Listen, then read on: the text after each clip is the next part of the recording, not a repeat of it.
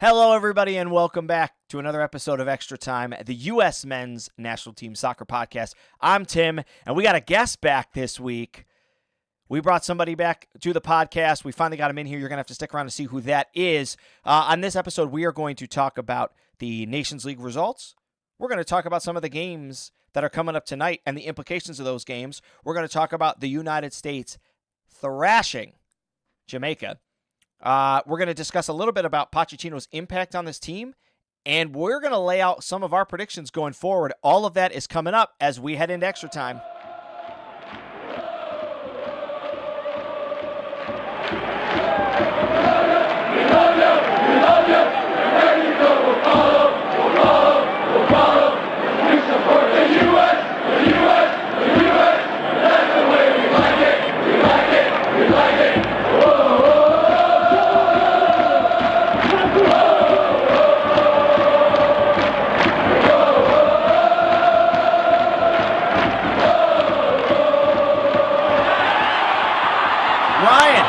Welcome back to the podcast, dude. It is good to have you back. It has been a while. How you doing, my friend? I'm doing good. It is awesome to be back.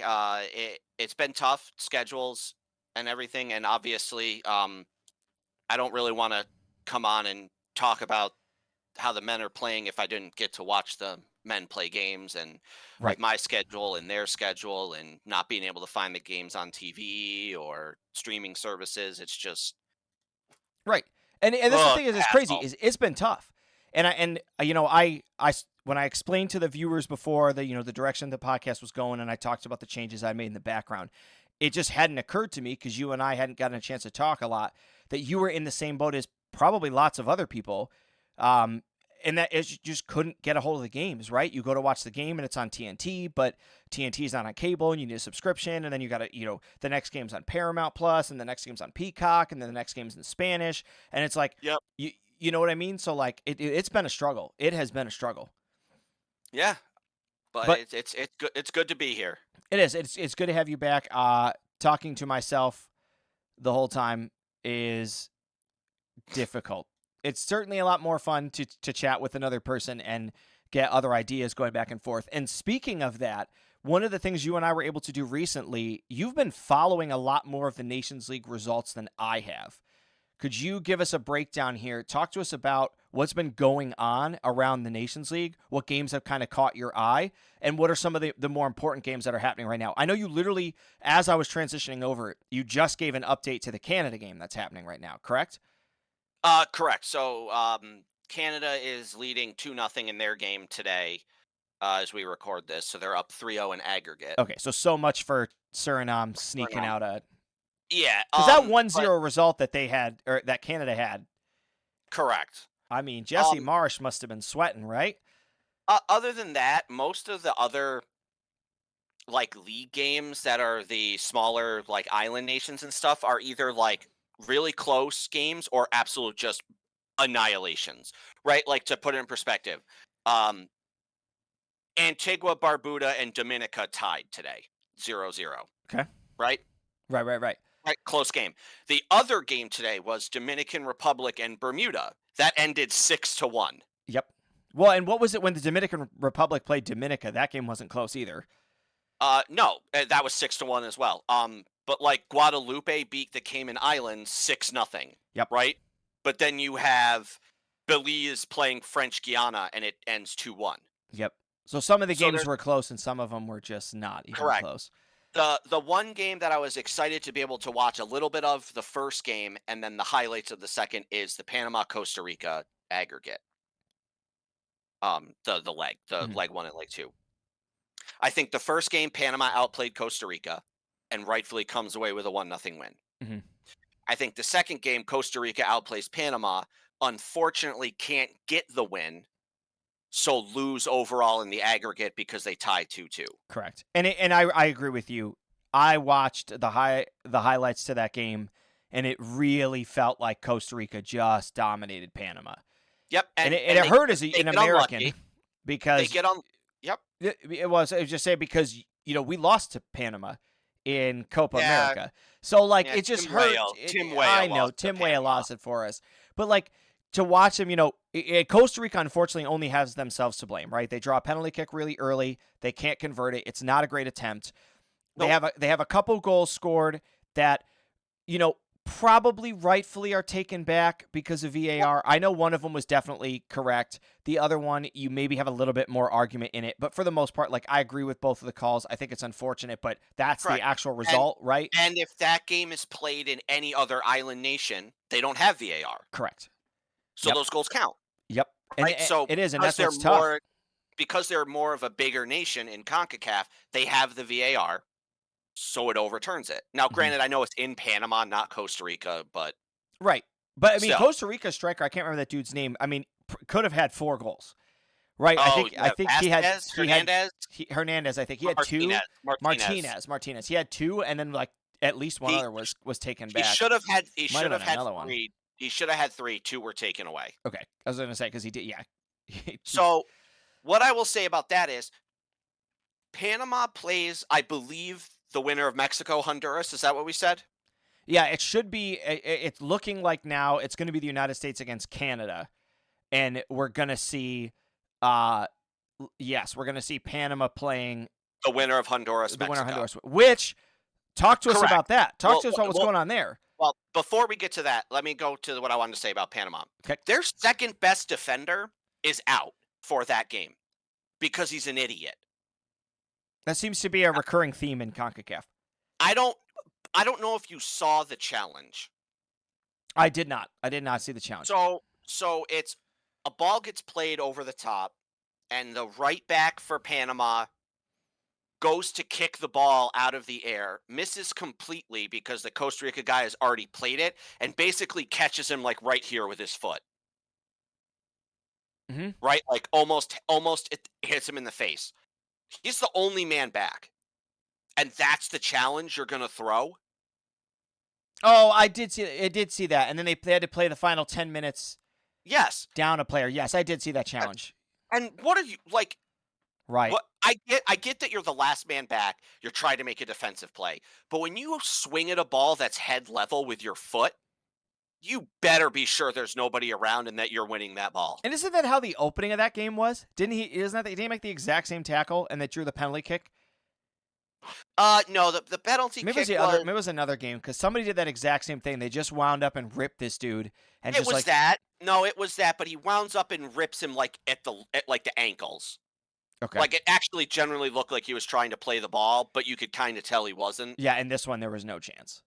And this one it's just, and I was just like, bro, what are you doing? And you get the straight red, and you're like, yep, that's a straight red. Mm-hmm.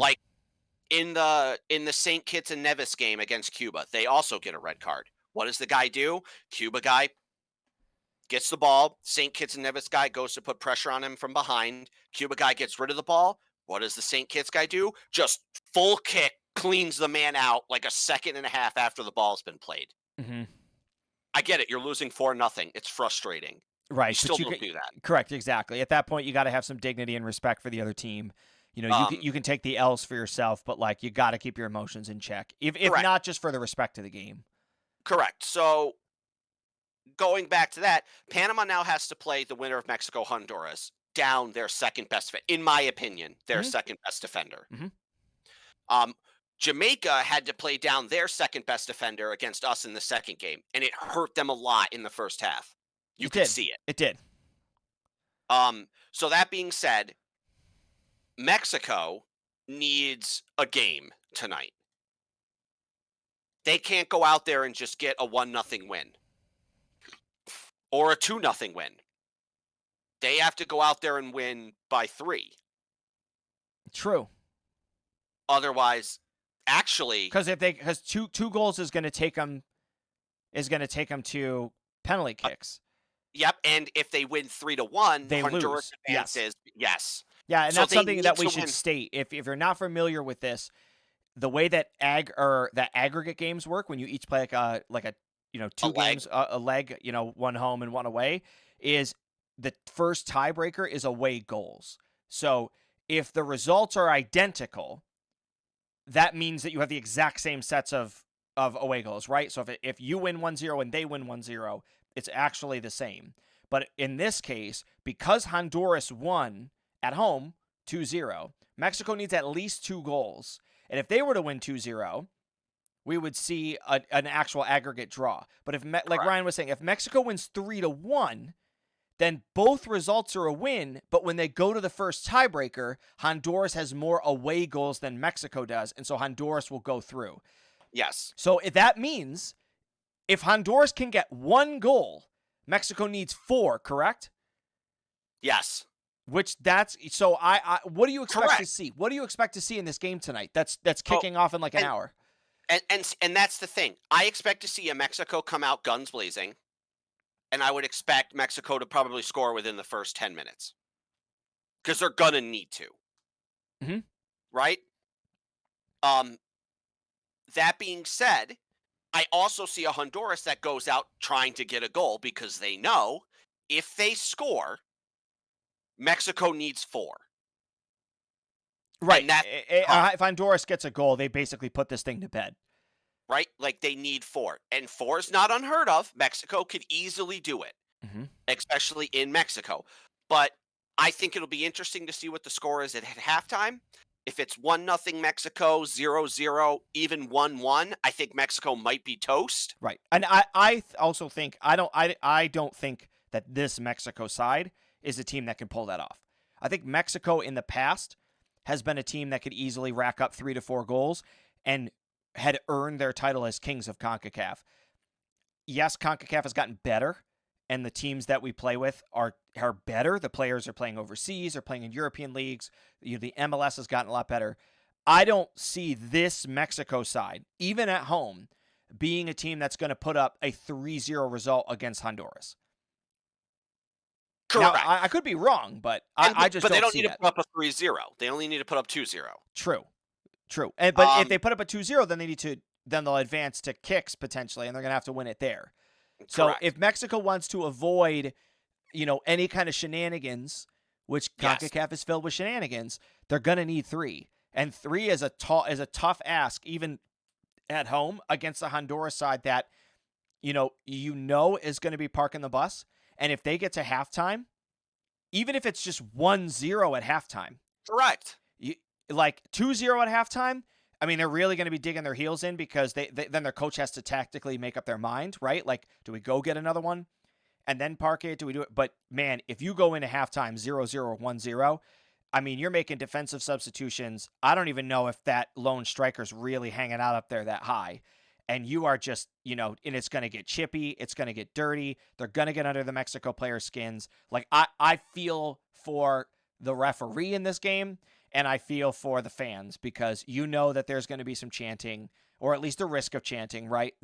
We got a history of that. So that game is certainly going to be one to watch from a spectacle stance and from a drama stance, for sure. Yeah, but now let's get into why we're here. Right? Let's do it. U.S. Right? You were able to watch the first game. Did you do a podcast on that or no? I did. I was able to do. I have the previous episode recorded and it's up.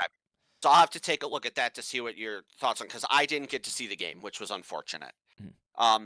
Was able to see this game, and what I will say is that these are my 3 takeaways: dominant U.S. performance. Pochettinno, what's his name? Pochettinno. Yeah. Well, before you even do that, let me give you this question. If you were going to describe the United States in one word, what word would you use?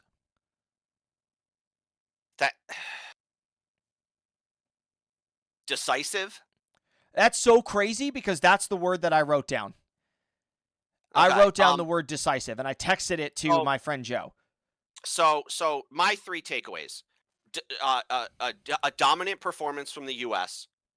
Pochettinno has a serious impact on the way our team plays soccer, and rain caused havoc. Agreed. So people will look at the score and go, "Oh, 4-2, it's not really that dominant." And yeah, you know what? You're right. But the 2 goals Jamaica scored were from absolute blunders from the U.S. defense that I'm still not sure you can't accredit to its torrentially downpouring. It was That being pouring hard in that second game or that second being half. said, that being said, Weston McKennie looked fantastic. Christian Pulisic looked fantastic. Ricardo Pepe looked great. So what did you Eunice, make of our let's go to the lineup because the lineup didn't initially look different from what it did in the first Jamaica match, right? So for those who couldn't see it, what we lined up in is different than what we tactically looked like to the viewers out there. So we lined up in a 4-2-3-1, okay? Playing Pepi as the lone striker. Pepi got another start, right, in that spot, so he's still playing up at the top. And then we saw Musa, Pulisic, and Weah. So for the first time in this game, we kept Yunus Musa out wide, right? Whereas what I would have expected to see, if you told me that we were going to see Musa, Pulisic, and Weah in the midfield, I would have expected to see Musa in the center. And I would have expected to see Weah out right and Pulisic out left, and we didn't. Pulisic played the central role that we've seen him play kind of underneath for Chelsea. We see him play a little bit more central and right at times for AC Milan, though I know he's out on the flank. And then we had McKennie and Tessman. Tessman got another start, tucked in behind them, okay? And then Scally, McKenzie, Ream, and Robinson as the backs, right? So we didn't see a change in the back four. And one of the things I said in the last podcast was Pochettinno played these sets of triangles, right? Where our back four, with two guys in front of them, allowed us as we built to play the ball in and then decide, do I go in again to Pulisic or do I go back outside again to my wingers? And we got stuck with these sets of triangles, right? And it is a tactic fundamentally in soccer to see you trying to play games in smaller grids and smaller triangles. And so it allowed us to do a couple things differently. And one of the things that people talked about was Anthony Robinson looked more like a midfielder, right? So when we had the ball, we were really playing like a 3-3-3-1, right? Or a 3-6-1, something like that, right? Or even like a 3-3-1, and then we'd fall back into it. So, tactically, I agree with you. You could see this difference. But when you saw that lineup, right, in the starting lineup, how did you feel about that starting lineup? Was it the players that you were hoping to see? What do you think you got right? Were there any changes you would have made? um, so I don't know enough about Tessman other than this one game, and I don't think he played bad. Right? I don't think there was a person out there that played terrible for the U.S. Everyone had a moment there where they did some boneheaded things, but it's going to happen. Some of them were out there for 90 minutes. It's going to be hard to find 90 minutes where someone doesn't make one mistake. But that is different than other games where we've been able to find one or two players that we've said, man, that player just played poor.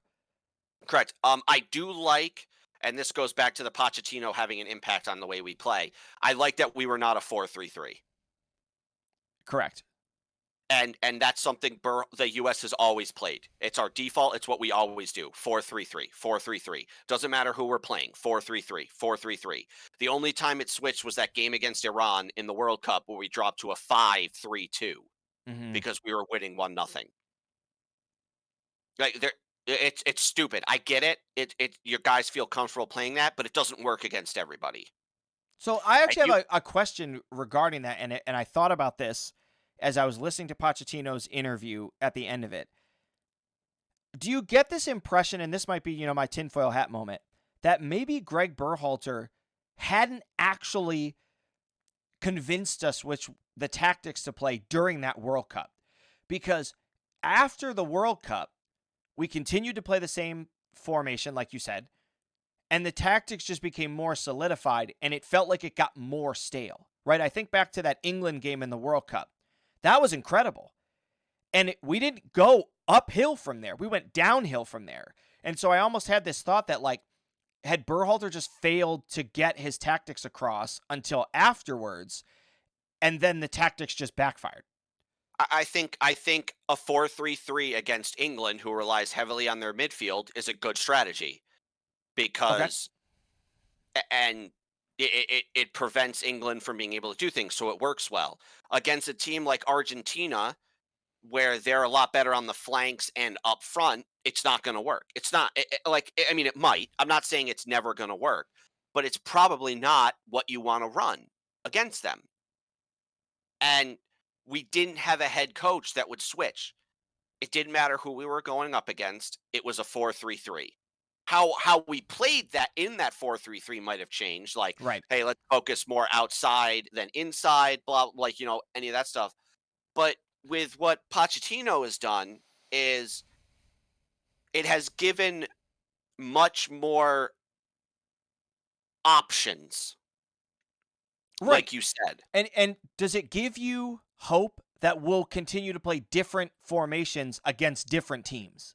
Yes, and I think everybody should. Lots of great teams don't always line up in the same formation. Correct.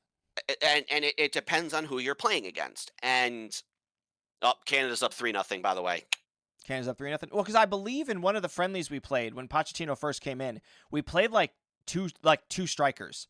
Like it was one of like the first times that we did that, and we didn't make It was a 4-4-2. It was a 4-4-2. So we didn't make like a ton of changes. We played that stereotypical, the soccer, the lineup that you learn when you're 6 years old, and this is how the game works, and you play these positions. But yeah, so it is refreshing to see, and we're playing with like this like a dynamic to it, right? And we have fluidity, we have flexibility. One of my criticisms for the U.S., and I said this with you on before, and I said this in the previous podcast, and this is the first stark difference to me. The United States had a problem that when the first major event happened, and I told you this when we were watching the game together, it didn't matter what it was. The other team scores, we score, a red card, a yellow card, an injury, a weather delay, it didn't matter what it was. As soon as the first big event happened in the game, the United States just forgot what they were doing, right? We'd go against a team, we'd get a goal early, and like we saw in Jamaica in the first leg, and then it was just junk, right? This game, that we broke out of that, right? We got the first goal, and we just poured it on. Right, and I think that has to show with the mentality of we have more options, right? So you get that first goal in a 4-3-3, and you play that ball into the midfield, and where do you go? Right? If the other team has figured out where you're going with it, you can't do anything. But with a 4, basically 5-1, and you're set up in that 3-2, almost like a rhombus. Mm-hmm. You have that ability to play in those triangles, the quick passing, which we saw a lot of. Oh, it was so crazy. I believe one of the goals came from it. Oh, the very first goal. No, it wasn't the first one. It was the one. Was it Pepi's goal? Yes, where it was like the little back heel flick to Robinson, and then Robinson played a one-touch pass. No, it was Weah's goal. Yeah, and Weah's very Not first Weah's attempt goal. 3 minutes in. Yes, yeah. I knew exactly what you were talking about. It was Weah, though. Yeah, but it's like all this kind of stuff happens because you have options of playing either a quick ball to somebody in space or taking on your defender and then playing a different ball to somebody else. So the first goal we score, Weston McKennie's unbelievable pass, by the way. Unbelievable pass. It was a great pass. Look at the options he had. He could have played that ball to Pulisic, which he does.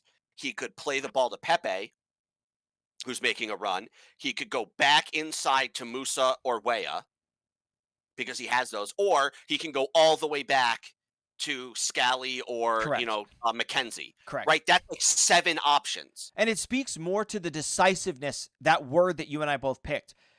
Given all of those options that he had available to him, he hit that ball. And, I think it was first touch or second touch, just struck it in there. And Pulisic plays his first time ball and scores this goal. We have struggled in the final third for years. Yeah. 4 years now. And this is not an exaggeration. It's been 4 or 5 years that the United States has struggled in the final third. Okay. And we get so few windows that sometimes it's easy to think it's only been a couple years. No, it's been since before the World Cup. It's been 5 years that we've dominated the midfield. We've been able to build defensively. We haven't given up a lot of goals, and then we just fart around with the ball up front. It was so it was like a breath of fresh air to watch us be able to get the ball 1 to 2 touches. get the ball out wide, swing it in the box. Oh, Yep. nobody was there. Not a big deal. Do it again. Oh, nobody was there. Not a big deal. Do it again. Oh, Pulisic scored. Great. Do it again. Right? It's like this is what we're doing. We're going to keep doing it over and over. And you saw occasionally with some of the players that it's a new mentality of the way they play, and some of them don't. Right? Some of them, took a couple too many touches and the play breaks down. I think that's less on the player and more on the we've never played that way. Correct. But And Pochettinno is like, no, this is the style Correct. we're gonna play. And the A's what? This is his second game. This is his second competitive game. And So I'm gonna say this one thing, and then I'll get right back to you. That point that you just made, that there were a couple players who couldn't do it. It was such a stark difference between the players who could and the players who couldn't. And again, not a shot at those players. It was a shot at the pace we were playing with. That when Tessman took one too many touches, right? He was one of the players who did it. It felt like somebody pushed the stop button on a movie you were watching, right? But Robinson did it once. Pulisic did it a couple of times. Which is a testament to just how fast we were playing that ball around. Yep. And it's crazy, and you made such a good point. I had to piggyback off that, but you finish it up. So sub-wise, I think the subs we brought in were great. What you said when we were watching it was just pretty much the exact same as the first game. What I liked was, so Aronson back, right? Because he had flu-like symptoms or pneumonia. I think it was flu-like symptoms. He came back. We saw Buzio again. We saw Vasquez again, right? We saw Zendejas again. But this new change, we saw Aronson get to come in, which made sense. We saw more of a defensive one last time. We saw Trusty came in. And then this time, we also saw Cade Cowell. And Cade Cowell was somebody I was expecting to see come in the first leg. I'm going to take that back. I hated one sub. This is Zendejas. Nope. You didn't like Vasquez? No, dude, he shouldn't. After the amount of chances he had that he blew, get him out. Goodbye. I don't care that the one he was offside wouldn't have counted anyway. You can't miss the net from there. Oh, 100%. 100%. Right? Like, you can't. And the other thing that is going against Vasquez. That being said, Pulisic did also miss the net from there and got lucky with a deflection and it went in. Oh, I mean, he hit that thing 3 or 4 feet wide. But yeah, so one of the things that is now going against Vasquez that wasn't going against Vasquez even last year, Pepi has just come into his own. Yep. He is consistently scoring goals, both as a starter and off the bench. Falarin Balogun. Yeah, we have Balogun. From just in the eyesight test, right? Yes, he's putting the goals up and he's performing, but just from the general skill sense, those two guys are really distancing themselves from Vasquez, from Sargent, and so now I don't know about Sargent. But what has Sargent done? I'm not saying Sargent's not a good player, but like he doesn't have the results. He doesn't have the stat line. Maybe not for the U.S. But he's doing well overseas. He is. He's doing well in his club, but so is Haji Wright. Haji Wright's been doing well for Coventry City. Correct. So it's what, I don't think I need to see any more of Zendejas for right now. I know that Pochettinno probably wants to see some of these guys just to get an idea of who they are as players. And I know that the midfield is where we're especially thin, right? Having Adams out. The problem is we're getting into that's quarterfinals against Jamaica, which is a team that even probably with our B+ squad beat. Correct. Right? Which is saying something because Jamaica was like the dream team for CONCACAF. Like they were the up and coming, right? These guys were supposed to be there. I still think they are. I mean, Damian Gray showed it, right? He had 2 beautiful goals against us. Yep. But I think the problem that he runs into now is you're going up against Canada. You don't get to play around anymore. So the first half that we played against Jamaica is the way that we need to play against Canada. We need to come out decisively. We need to move the ball around. Yep. And we need to be direct again. Because correct. And even the way we played in the second half isn't bad. Think about like the first 60 minutes. We came out flat though. We came out real flat. Yeah, right. We come out flat.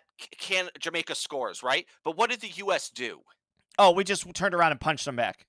Correct. So even though we came out flat, when we got punched in the face, we didn't topple over and give up like the U.S. normally does. The U.S. was like, nope, this ain't happening, and went right back down and scored. Even after Jamaica scored their second goal, Mm-hmm. Pochettinno made some subs, and the U.S. punched right back. Now, granted, we don't get another goal, but we could have.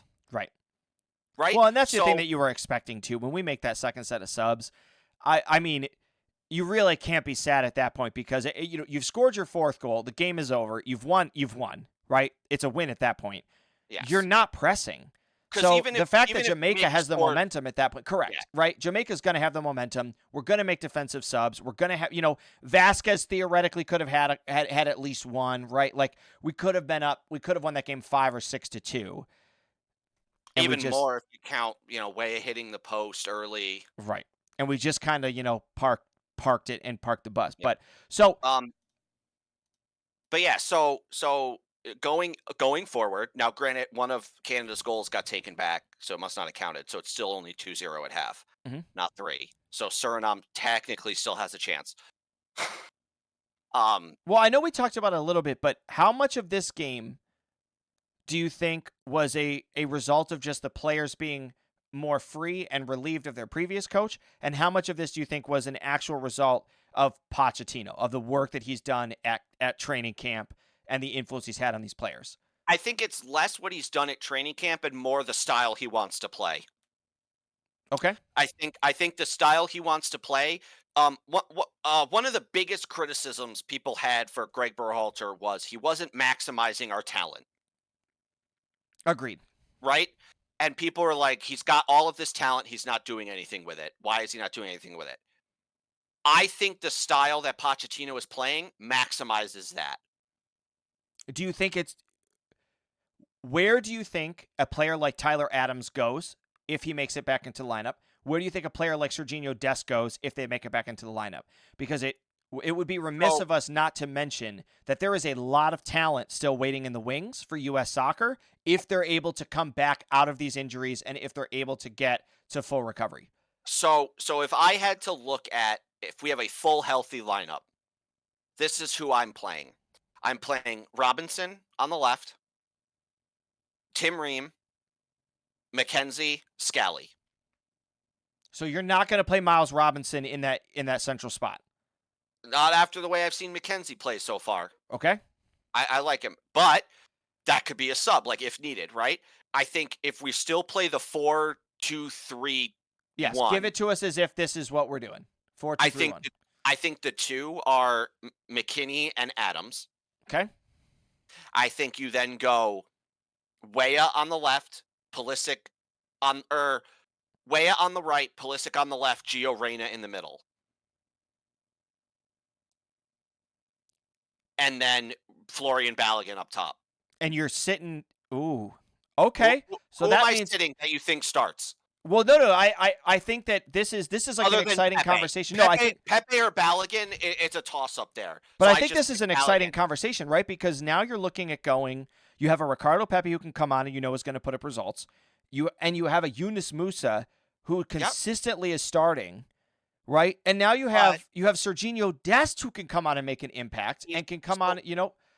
So the reason I benched Musa is because Musa has looked a lot better, in my opinion, coming off the bench for AC Milan than starting the game. Okay. So why not let him do that for the U.S.? Let him come on when people are slightly exhausted, and he's got the youth, he's got the speed. Right. Same with Aronson. Same with the reason I don't start Dest is. You don't want two wingers. You're both your left and right back playing as wingers. Yeah, that's a remark that you made to me about Scally and how much you enjoyed Scally in that position was because he wasn't somebody who was pressing up the field like Dest, and he was playing more like a defender. And I agreed with you. And I like Dest. I like Dest. So I think I like Dest too. I don't hate him, but I don't think you want both of your wing backs pressing up into the midfield at the same time. Correct. It makes us really dangerous on the counter. It makes it really tough for us. And even if they are super fast. Correct. And one of the things that we touched on and we should touch on again, and I think it's because this is a product of Pochettinno, we had a lot of guys linearly that were moving in the same positions. They were taking up the same space, making the same runs, right? You'd have Pulisic out on the left and Robinson's out on the left, and both of them want to take guys on. So you'd have Pulisic going down the line, but Robinson also wants to go down the line. And then they just kind of look at each other and they like knock the ball around, and it's like, what do we do with it? This was very much like Pochettinno looking at us and looking at each individual player and saying, hey, this is what you're good at. This is what I need you to do. And you did it, right? Like Musa's playing out on the right. Weah's playing out on the left, right? Like you had even thought there might have been like a switch, right? Like we weren't sure the starting lineup, and we're like, maybe, he just came over here for a second, At one point early, Weah was out on the right. And I think it was just guys had switched and overlapped because of the play. Agree. And Pochettinno touched on that after the game in his interview, that he wanted the players to get used to playing to their strengths. Like that this is the way that we want to play football. But he was very adamant that this is just step one. Like he even said this training camp was easy, in his words. And I watched some of the training footage of it, and he was pretty ruthless. He is just warming up. Right? He has a very limited number of camps. If you're thinking about going forward, right? A year from now, okay, so, and this is actually something that I wanted to read because I sent it to myself because I thought it was really interesting. So the January camp that's coming up, okay, because that's the next time that we're going to see like a window for us is the January camp. Yep. We're going to be playing Venezuela, okay? Okay. They're not bad. They're not bad, but And I didn't fact check this, and I deeply apologize, but maybe I should have, but I'm going to trust this. Because it's a January camp, nobody in the European leagues is going to play because they won't get released because January will still be live. Right? I'm pretty sure that this friendly doesn't fall in an international window. I could be wrong. I could be wrong. You could look this up and fact check it. Might be correct. When in January is it? I don't know. I didn't see the date because I think the date says to be announced. But they're playing a January game against Venezuela. The Premier League plays every weekend in January. Okay, so this sounds like it's true. Well, it's most likely correct. Correct. So if we do play this game, that's not going to be a window for Pochettinno to use the guys that we currently have, which means we're going to see a lot of new guys, and we're going to see a lot of guys vying for spots on the team. But as I build off of that, right, because I'm going somewhere with this, where I'm going is that in March, we're going to see the Nations League semifinals. Yep. Over the summer, we're going to see the finals. We're going to see some Gold Cup games, okay? By this time next year, we are going to be seeing the World Cup roster get announced, right? Yep. By the end of January, it's going to be solidified, okay? So think about this. If you're a European player and you're trying to solidify yourself in Pochettinno's roster, this window is over, right? So if whatever you did in the Jamaica camp, there was your first. Now you have March, you have June, you probably have games in July. You're going back into September, you're going back into October, and then November. Maybe, depending on how much time you get, you have between 5 and 7 opportunities. Yep. Right? To see it, which means before the World Cup roster gets announced, Pochettinno basically, think about it, gets 7 weeks of practice. Now, the January one's going to be a little bit bigger. Some of the summer ones are bigger because like the club EPL is not in. But think about that. So the impact that Pochettinno has already made in the very short time span was palpable. You could tangibly see a difference in the way that the U.S. played. He has between 5 and 7 more camps to do that with various players, depending on injury and stuff. That window means it's going to be very tough for a player like Tyler Adams to work his way back in. It's going to be very tough for a Miles Robinson to work himself back in. It's going to be very hard for a Serginho Dest to work himself back in.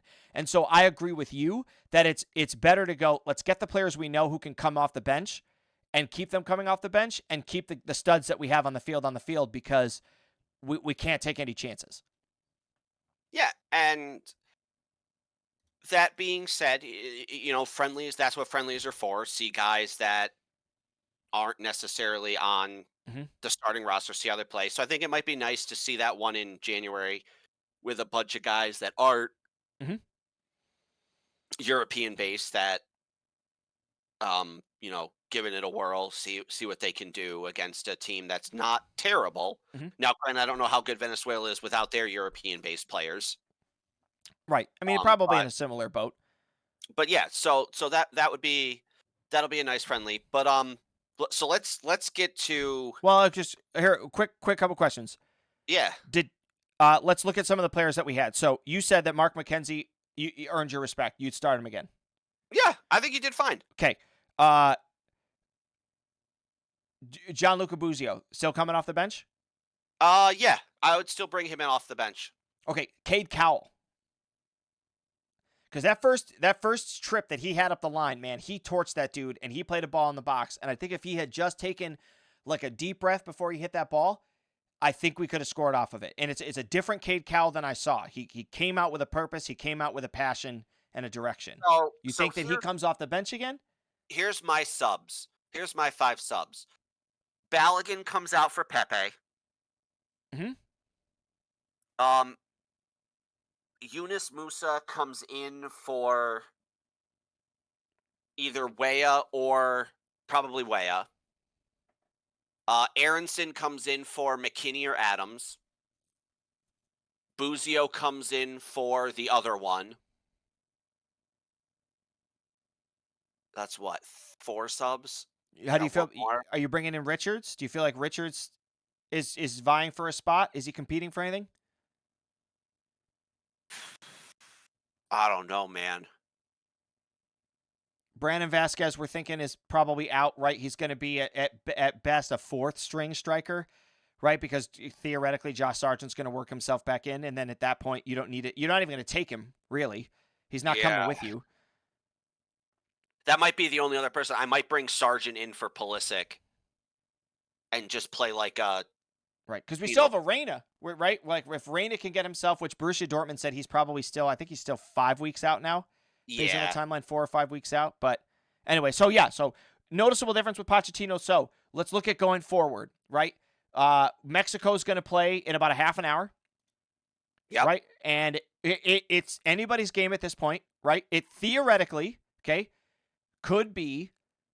So we know United States is locked. We know Canada's locked. That's going to be the semifinal on our half of the bracket, right? Canada's not technically locked, but up 3-0 on aggregate. They're probably locked, right? So we're going to see the United States playing Canada.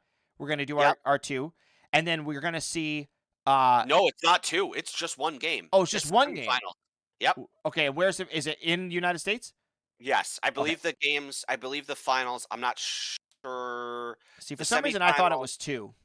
The semifinals, I'm not sure where they are yet. I don't think they know. And then it's the 2 semifinal games are in March 20th. Then the final is on the 30th. Or the 23rd. The 23rd, sorry.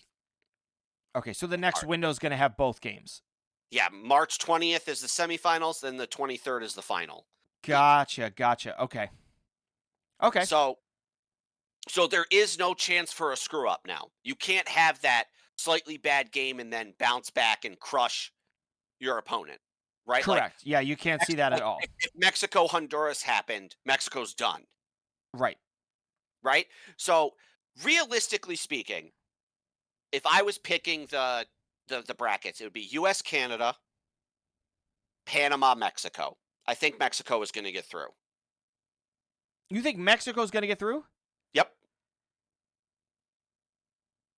And then I think Mexico beats Panama, and I think the U.S. beats Canada, and I think it is Mexico-U.S. in the final, and we beat them 3-0 or 3-1. All right, so if I had to look at this, if I had to make my predictions, I'm going to disagree with you in that I don't think Mexico is going to get through. I think Mexico is in a tough spot, and I think that Mexico needs this moment as like their wake-up call. So just like the United States got a wake-up call when it missed the World Cup, just like we got a wake-up call when we got knocked out of Copa America, I think that this is going to be really eye-opening for Mexico because they are a host nation, right? Canada, is also a host nation. They are in the same boat that we're in. You have to go find these other games to prepare your players. And if you're struggling to be prepared by CONCACAF, like CONCACAF shouldn't be preparing you for the World Cup. If you can't just handle CONCACAF teams, what are you looking forward to, right? So I think that this game is going to be an eyesore for Mexico. I think that they're going to struggle. I think that they might get a couple, honestly. Obviously, they only need 2, and if they get 2, then they'll be able to make it through. So it is doable. I think it's like a 50-50 shot at this point for Mexico to get that result. I do think the United States beats Canada. especially since it's going to be here, especially if we come out the way that we did.